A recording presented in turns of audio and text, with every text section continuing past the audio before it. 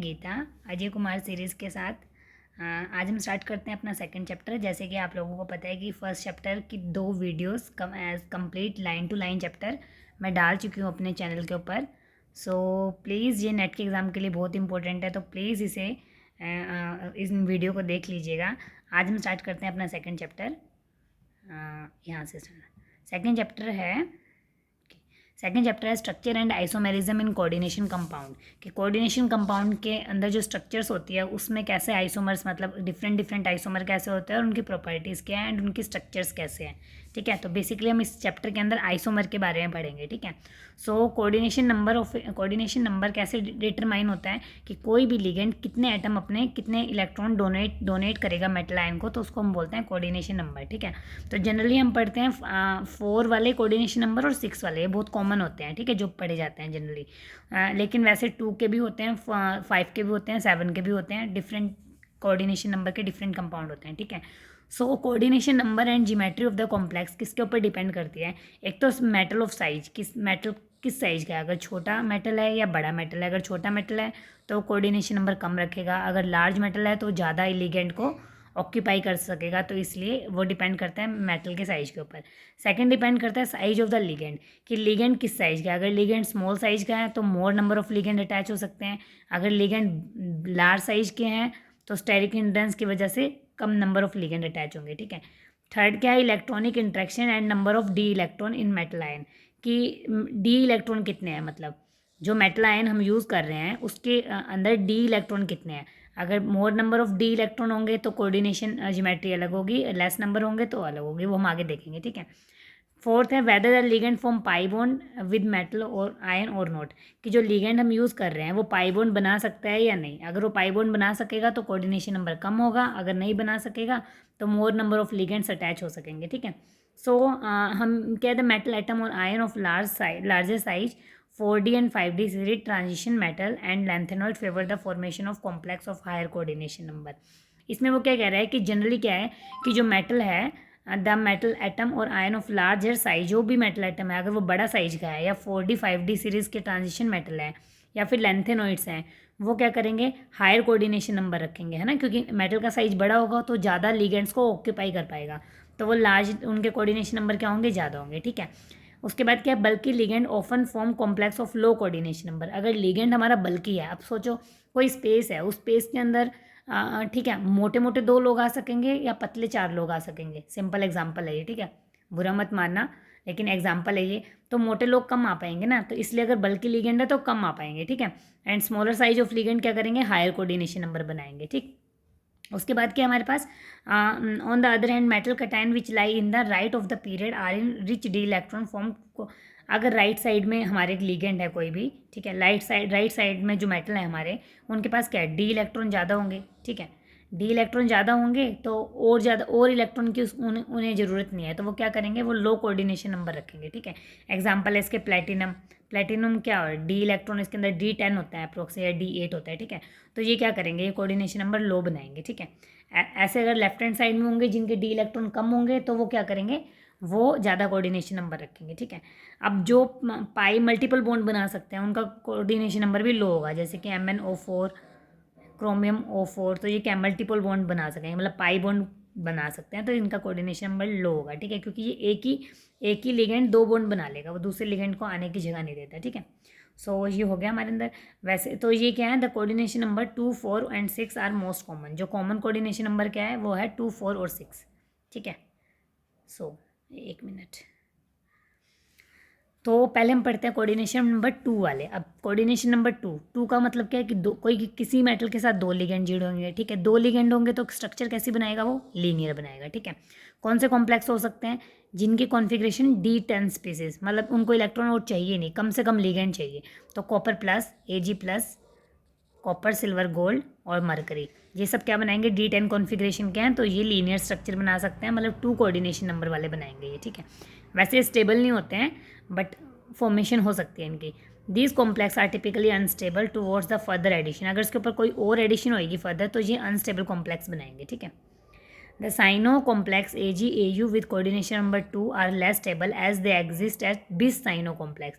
ये बता रहा है कि Ag और Au वाले जो साइनो कॉम्प्लेक्स हैं इनके ये वाले AG और AU वाले, ये क्या है, बहुत लेस स्टेबल है, ठीक है। उसके बाद क्या है हमारे पास, कॉपर साइनाइड 2। कॉपर साइनाइड 2 है, देखो ये दिखने में तो लग रहा है कि लीनियर स्ट्रक्चर है क्योंकि ये 2 है, बट ये क्या है, ये सॉलिड फॉर्म में इस तरह से एग्जिस्ट करता है, ठीक है। तो इसकी स्ट्रक्चर ये होगी इसकी सॉलिड फॉर्म में, तो ये ध्यान रखना, ये लीनियर स्ट्रक्चर नहीं होगा इसका, ये चेन लाइक स्ट्रक्चर है इसकी, चेन लाइक स्ट्रक्चर, ठीक है। चेन बना लेगा कॉपर के साथ, साइनाइड साइनाइड साइनाइड, ठीक है। उसके बाद हम पढ़ते हैं, हाँ, the complex of coordination number 2 में also form by sterically hindered, ठीक है। अगर कोई स्टेरिकली हिंडर्ड लीगेंड है हमारे पास, बल्कि लीगेंड है, तो वो भी क्या है, कम लीगेंड आके जुड़ेंगे, तो इसलिए वो 2 कोऑर्डिनेशन नंबर में आएंगे, ठीक है। जैसे कि ये लीगेंड है SiPH3, ये कितना बल्कि लीगेंड है, सो ये Ni के साथ 2 में ही अटैच होगा, तो ये 2 कोऑर्डिनेशन नंबर में आएगा, ठीक है। उसके बाद आता है हमारे पास कोऑर्डिनेशन नंबर 3।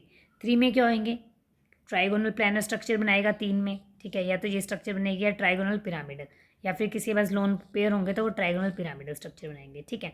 तो ये HgI3, ठीक है, SnCl3, ये पिरामिडल स्ट्रक्चर होगी, तो कोऑर्डिनेशन नंबर 3 के एग्जाम्पल है, तो SnCl3 ये एग्जाम्पल है, ज़्यादा कुछ खास नहीं है इसमें, ठीक है।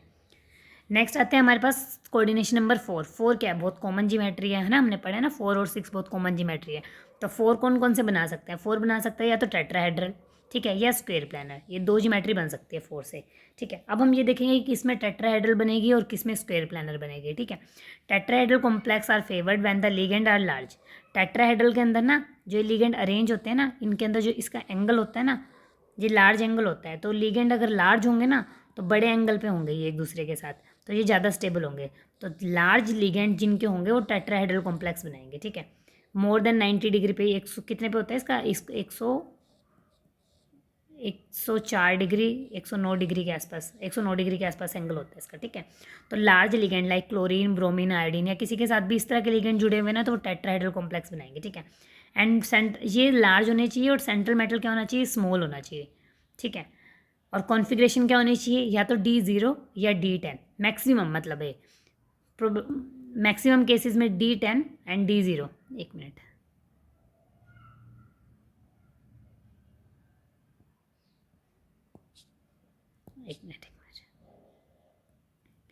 D0 and D10 configuration tetrahedral बनाएंगे, ठीक है। DN configuration where square planar और octahedral is not favoured by number of D electron such as D6, D7, D8, D9 and which form tetrahedral complex with chlorine and bromine. अगर कोई और configuration है जैसे कि D6 है, D7 है, D8 है या D9 है, अगर ये क्लोरीन और ब्रोमीन के साथ होंगे तो ये लार्ज साइज के लिगेंड है, तो ये क्या बनाएंगे, टेट्राहेड्रल बनाएंगे, ठीक है। Oxygen and form transition metal in high oxidation state are generally tetrahedral, या फिर ऑक्सो अनायन जो भी होंगे ना वो भी सब टेट्राहेड्रल में होंगे, ठीक है। स्क्वायर प्लानर कौन से बनाएंगे, less favour sterically than tetrahedral, ये क्या करेंगे, square planar complex are less favour sterically than tetrahedral complex, therefore this are crowded by large ligand. अगर लिगेंड लार्ज होगा तो वो स्क्वायर प्लानर नहीं बनाएगा, वो टेट्राहेड्रल बनाएगा, ठीक है। तो लिगेंड क्या होने चाहिए, स्मॉल होने चाहिए स्क्वायर प्लानर के लिए। कैसे याद करोगे, स्क्वायर प्लानर मतलब स्क्वायर मतलब S, तो S मतलब स्मॉल लिगेंड, ठीक है, याद करने के लिए। तो जैसे कि D7, D8, D9 कॉन्फ़िगरेशन है तो इसके साथ स्क्वायर प्लानर वो बनाएंगे जो पाई एक्सेप्टर लिगेंड होंगे, ठीक है। Complex with pi acceptor ligand like cyanide ligand है, ठीक है। साइनाइड लिगेंड क्या करेगा, इलेक्ट्रॉन को एक्सेप्ट करेगा, ठीक है। तो यहाँ पे जो D इलेक्ट्रॉन ज़्यादा होंगे, जिनके क्राउडिंग होंगे वो एक्सेप्ट कर लेगा, तो स्क्वायर प्लानर कॉम्प्लेक्स बनाएगा, ठीक है। और कि 4D 5D सीरीज़ वाले एलिमेंट, मेटल ट्रांजिशन एलिमेंट जिनका साइज बड़ा है, ठीक है, तो वो क्या बनाएंगे, स्क्वायर प्लानर बनाएंगे, ठीक।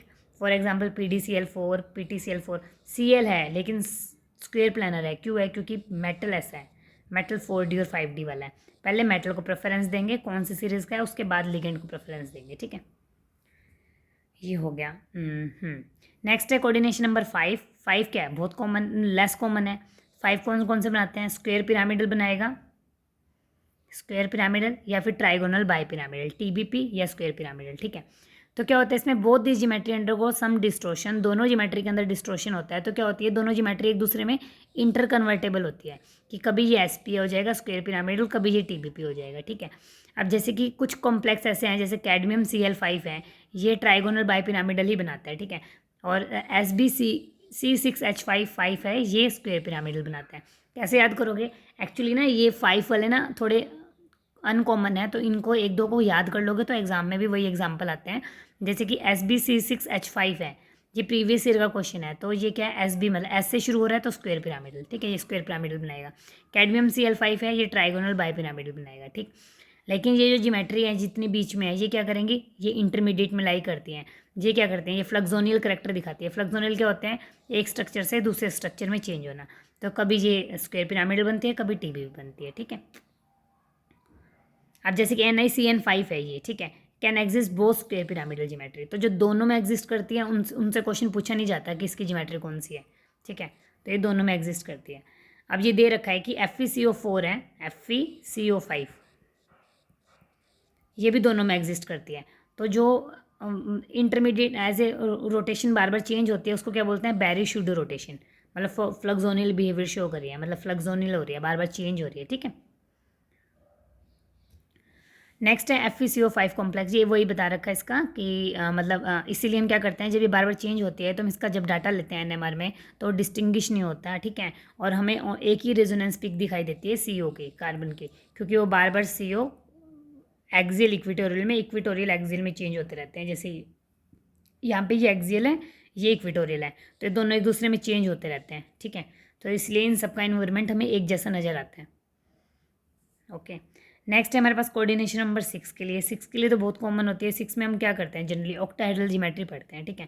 ऑक्टाहेड्रल ज्योमेट्री के अंदर क्या होता है, जो परफेक्ट ऑक्टाहेड्रल है उसके अंदर क्या है, ML, सारे ML बॉन्ड क्या होंगे, बॉन्ड डिस्टेंस इक्वल होंगे, ठीक है। और उसको सेंटर ऑफ सिमेट्री बोलते हैं। In other words we can say that regular octahedral complex are highly symmetrical होता है, ठीक है।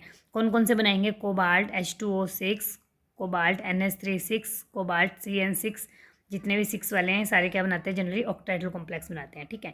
अब क्या है, उसके बाद है symmetry when different kind of ligand, अगर लिगेंड चेंज होंगे, अगर ये तो सेम लिगेंड है NH3 6, अगर तुम्हारे पास NH3 4 और Cl2 ये लिगेंड आ जाए, जब लिगेंड चेंज होंगे तो इनकी ज्योमेट्री भी चेंज हो जाएगी, ठीक है।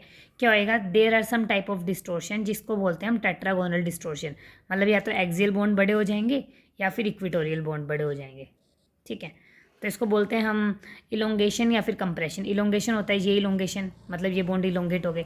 कंप्रेशन मतलब ये बॉन्ड छोटे हो गए, ठीक है। तो क्या होता है, टेट्रागोनल डिस्टोर्शन, जिसको हम जॉन टेलर डिस्टोर्शन बोलते हैं, ठीक है। ये यहाँ पे कॉन्सेप्ट है नहीं जॉन टेलर का, ये जब आएगा तो हम नेक्स्ट में पढ़ेंगे।